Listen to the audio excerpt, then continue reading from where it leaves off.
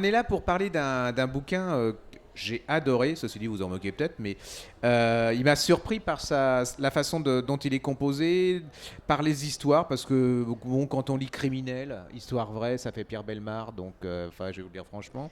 J'ai pas la En plus, vous n'avez même moustache. pas été capable sur la couverture de mettre un pistolet qui soit en usage, et c'est un vieux truc rouillé. Donc c'est le genre de livre, on a envie de le lire. Donc en plus, vous êtes mis à deux, donc on se dit, ils sont même pas capables de l'écrire tout seul. Donc enfin, c'était la Ouais, totale. des Et feignasses. puis il y a le monsieur là qui m'a dit non, franchement, franchement tu devrais. Donc bon, je suis sympathique, hein, donc Un puis brave garçon, c'était surtout pour qu'il se teste, donc je l'ai bien lu. sûr. Et là, aux surprises, je vais vous laisser ce sont des histoires de criminels, mais de criminels un peu particuliers. Déjà, vous les connaissez, il y en a plein que vous connaissez pas, et qui ont changé l'histoire. C'est ça que moi j'étais fasciné par le médecin japonais. Ça, j'avoue que ça m'a. Je trouve ça, il y a un condensé de toute l'histoire humaine extraordinaire. Pourquoi un livre comme ça? Comment ça vous a pris de. Bah, à la base, c'est quand même l'idée des deux toqués, là, Benoît Hiver, le tycoon des éditions Perrin qui est spécialisé dans l'histoire, Oui. et François Verdoux qui lui dirige les Taux-Guidon des éditions Sonatine, le polar. Et en fait, il voulait des destins criminels qui racontent l'histoire d'un pays et d'une époque, mais racontés de façon romanesque. Et c'est vrai que plus fort que le thriller, Ah plus oui. pour les émotions réellement romanesques, il n'y a rien de tel que la réalité. Et donc voilà, ça nous en. Et puis il y a aussi autre chose, mais après je laisserai Benoît dire des choses fondamentales. Fondamentales. Excusez-moi, j'ai plus de voix. Moi, quand j'ai fait des études d'histoire, je suis toujours fasciné dans les bouquins. Par exemple, je donne un exemple. Je lis que en 27 à Shanghai, Shanghai tchèque déclare la guerre civile en passant l'équarrissage 5000 communistes. C'est écrit dans tous les bouquins. Sauf que les 5000 rouges étaient dans les concessions étrangères et que Chiang Kai-shek ne pouvait pas faire rentrer ses troupes. Donc c'est du pipeau. Donc forcément quelqu'un a buté les 5000 mecs. Il se trouve que c'est le parrain de Shanghai. Ah Il a oui. été d'ailleurs armé par les consuls français et britanniques. Et donc qui est ce type-là? Et là on tombe sur un romanesque, un type qui a installé le quartier général de l'opium au consulat de France. Et c'est un personnage, c'est une espèce de Lucky Luciano chinois, mais brillantissime. Et on est dans le romanesque à l'état pur. Ouais. Pareil, quand on veut s'intéresser à l'histoire des purges staliniennes, bon, il y a tout ce qu'il faut, hein, il y a 3 tonnes de bouquins, mais il n'y a rien sur l'exécuteur en chef, qui s'appelait Vassili Blokhin. Bon, c'est lui, le massacre de.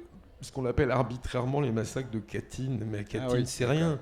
Enfin, c'est rien, c'est 3800 officiers polonais, mais il y a eu Kharkov et il y a eu surtout Kalinin, la ville de Tver, une ville magnifique d'ailleurs, qui est à mi-chemin entre Saint-Pét et Moscou.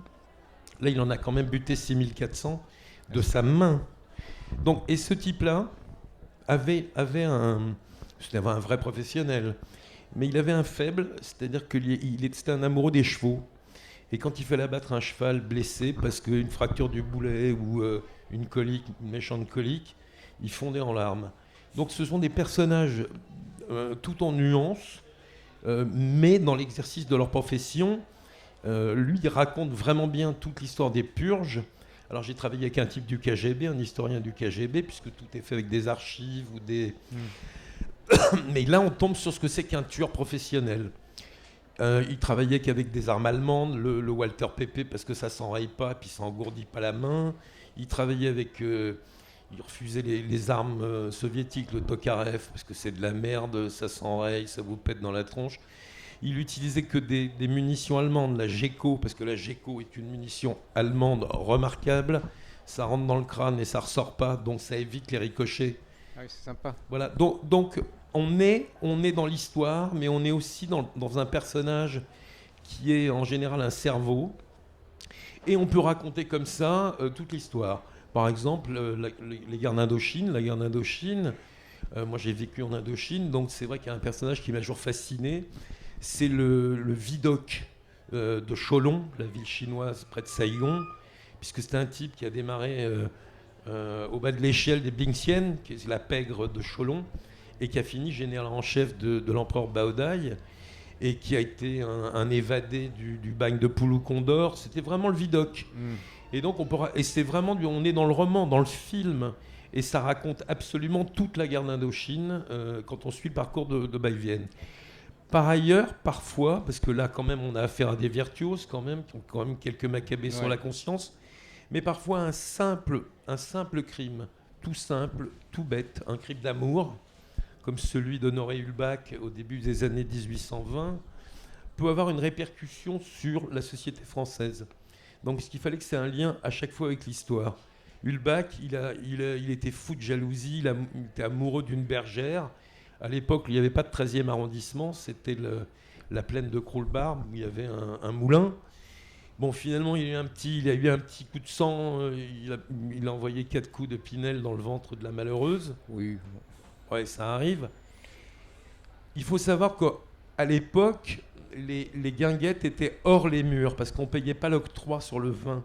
Et donc toutes les guinguettes, tous les cabarets étaient dehors. Et Porte d'Italie, vous aviez la Veuve Grégoire qui était le cabaret où venaient tous les romantiques.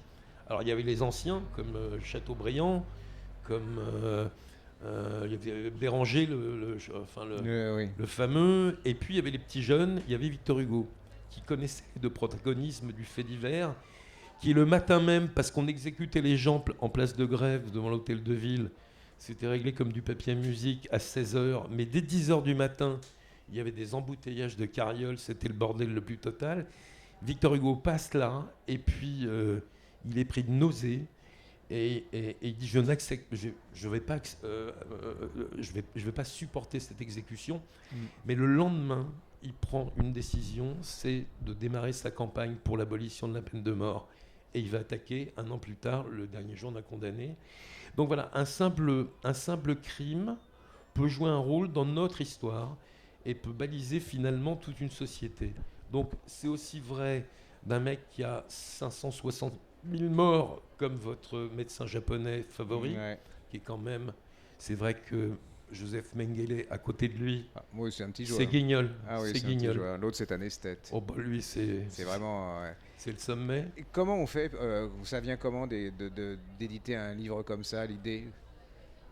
Je vais essayer de parler après Yves Stavridès qui m'a dit que je n'aurais pas le droit à la parole, donc je vais empiéter sur son temps fondamental. Ça vient d'un dîner à l'origine qu'on a vu avec François Verdoux, et on avait vraiment envie de travailler ensemble. Et comme Sonatine a réussi totalement à renouveler l'art du polar par un vrai ton très personnel, en mettant de la littérature à l'intérieur de l'écriture, et que ce qu'on essaie de faire chez Perrin, c'est aussi de réintroduire un maximum d'histoire au pluriel dans l'histoire et de récits, et que nos deux itinéraires convergent, on avait très envie de travailler ensemble. On a eu cette idée-là, et on a naturellement pensé à Yves, qu'on connaissait tous les deux pour l'avoir lu dans l'Express comme étant quelqu'un qui avait une plume qui nous plaisait beaucoup, pour porter ce projet avec un co-auteur qui a été Philippe Di Folco, spécialiste de la mafia. On a été livré, c'est l'avantage des journalistes qu'on a l'habitude, on a été livré très très vite, et Yves fait partie des auteurs point-virgule, c'est-à-dire qu'il y a généralement très peu de corrections, et quand on les demande, de toute façon, il ne les écoute pas. Donc, autrement dit, c'est un journaliste qui sait écrire, quoi. Ah, vraiment, oui. Ce qui est quand même, et qui travaille. Ça aide, oui. Et qui travaille. Et je suppose que vous aviez plein d'histoires. Hein. Vous avez choisi comment? D'abord, il y avait... Moi, j'en ai pris certains que j'ai entre guillemets, la chance de croiser. Alors, par exemple, quand j'étais à l'Express, quand j'étais grand reporter, je suivais tout ce qui était Ngandretta en Calabre, la Camorra, qu'on appelle en fait le système en Campanie, à Naples, et Cosa Nostra en Sicile. Et donc j'ai assisté au maxi-procès Falcone. Des grands repentis et tout ça. Ouais, avec Tommaso Buscetta. Et puis Giovanni Falcone, le juge. Enfin, je ne vais pas dire qu'on était amis, mais on était quand même assez proches, parce que j'étais quand même 20 fois dans son bureau. Il m'est arrivé même de déjeuner à Paris avec lui, donc j'avais tous mes cahiers, toutes mes notes. Et puis pendant le maxi-procès, justement, Buscetta, qui était le repenti des repentis, pendant que Leggio, le chef de Corleone, était dans sa cage, les deux mecs ont commencé à s'insulter, c'était une scène de théâtre. C'est pas possible de ne pas faire ça. En plus, quand je vous parlais de romanesque, le parrain de Corleone, qui a quand même mis la Sicile à feu et à sang pendant 50 ans, était quand même un psychopathe. Il est né dans la fange, le mec, à Corleone. Ses parents étaient journaliers. C'est-à-dire que sur la place du marché, ils essayaient de trouver du boulot dans les domaines des aristos qui étaient tenus par des fermiers de la mafia.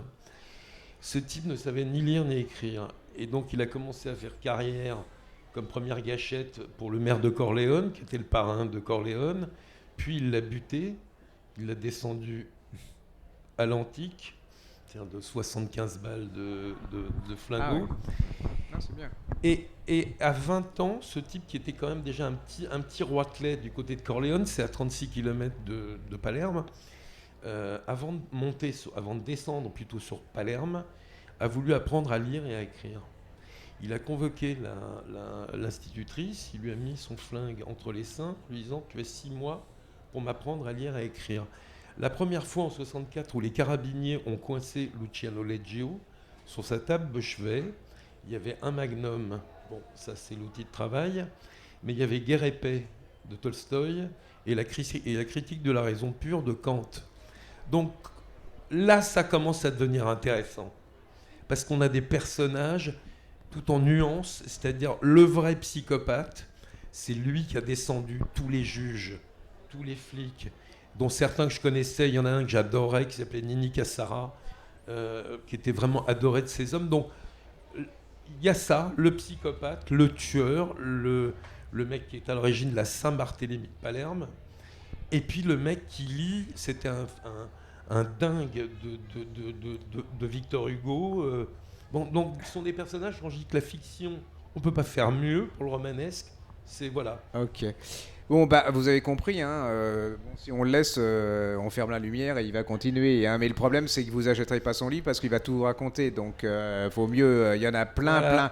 Il y en a beaucoup, et elles sont aussi intéressantes que ça. C'est de l'histoire. Hein, c'est avant tout de l'histoire. Et puis c'est de l'aventure, c'est du polar. Enfin, il y a tout. Et puis c'est un des indispensables de l'année si vous voulez passer un bon moment intelligemment.